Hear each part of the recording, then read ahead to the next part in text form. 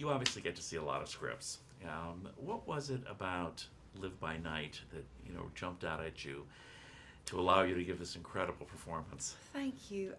First of all, I think Ben Affleck could have sent me a blank script and said he was directing it, and I would have jumped in. Obviously, he made Argo, which won Best Picture, and that kind of makes him, somebody who would be on the top of anyone's list. The script, thankfully, was as good as the man directing it, and the character was just fascinating. I love this era. I love the 20s, and she is everything that I want to play, Emma Gould. Yeah, it's a fascinating period, and she's a fascinating character and goes through quite an arc. Yeah. Excuse me just a moment.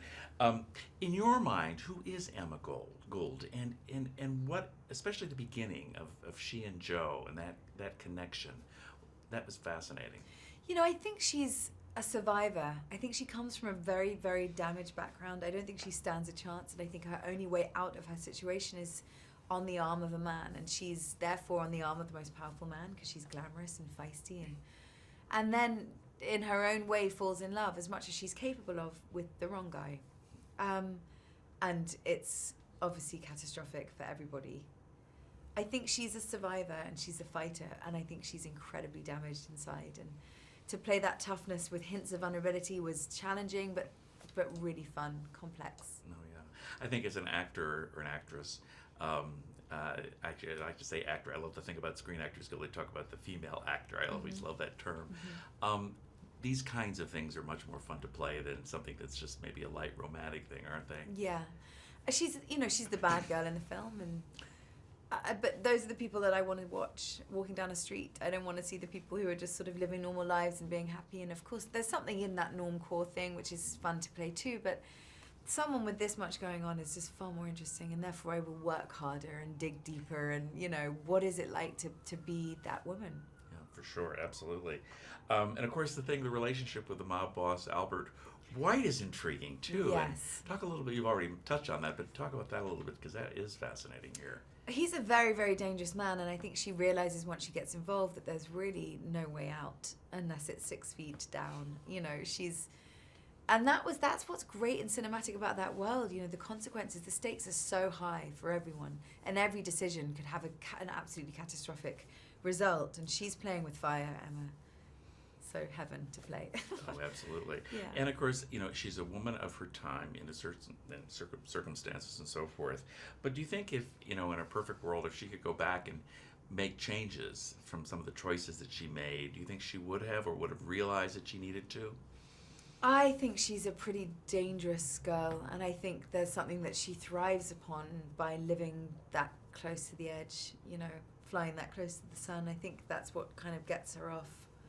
I don't know that she's conscious of yesterday or tomorrow. I think it's like day to day what feels good, Yeah, she's very much, I think you're right. She's one of those, no regrets, this is where I am, this is who I am. Yeah, and therefore tragic, Yeah, for sure, Yeah. exactly. Ben loved, and I know other people have talked to you about this, Ben loved this Irish lilt that you came up with that had him kind of changing the way he kind of spoke. He's in a little bit of Yeah, we were all, half the crew by the end were like, good morning, everyone. We had Bob Richardson doing an Irish accent. We were crying with laughter at it the whole time. Yeah. Talk about working with Ben, both as an actor, of course, and as your director. He's immense in his ability to navigate this many different things. I mean, he wrote, directed, produced, starred in this film, and there was never a moment where I was missing a scene partner, never a moment where I needed a director and didn't have one. I would find it very complicated, and he does it seamlessly. He's also an absolute joy to be around, and his sets are light and they work and they're respectful, and yeah, I would work with him again and again. And I assume, especially a film like this with material like this, that it's heavy and it's dramatic. You don't want it to be heavy and dramatic on a personal level on a set like this. You want to be able to have some fun, because you are players after all. Yeah. There are obviously days where that's not going to work, and there was a moment, there's a betrayal in this where I had to sort of cry, I think, from 8 a.m. till 11 p.m. at night. And it was just exhausting. And on those days, I'm in a corner with headphones on, listening to some tragic music and really trying to stay in it. But the moments, the light-hearted montage stuff, we were giggling. I was just being obscene, and my Irish accent somehow gave me a free pass to be as rude as I wanted to everyone and get away with it. And so it was a lot of laughs for me. Oh, that's terrific. On a lighter note, of course, you wear some, especially in the beginning part, some beautiful clothes in this film. Yeah. And talk a little bit about that wonderful Jackie West, the costume designer, and working with her, and some things that stand out for you. Maybe a favorite outfit, or just something about working with her that's. She's one of the most detailed and forensic kind of costume designers I've ever worked with. I turned up for the fitting. She had pages and pages of research, stock photography, archival stuff, mood boards, and no stone was left unturned. I had vintage underwear on underneath my authentic vintage clothes, so that I felt like I was genuinely in the period. And what that gives you as an actor is it's immense. There's not one part of you that doubts that you are where you should be.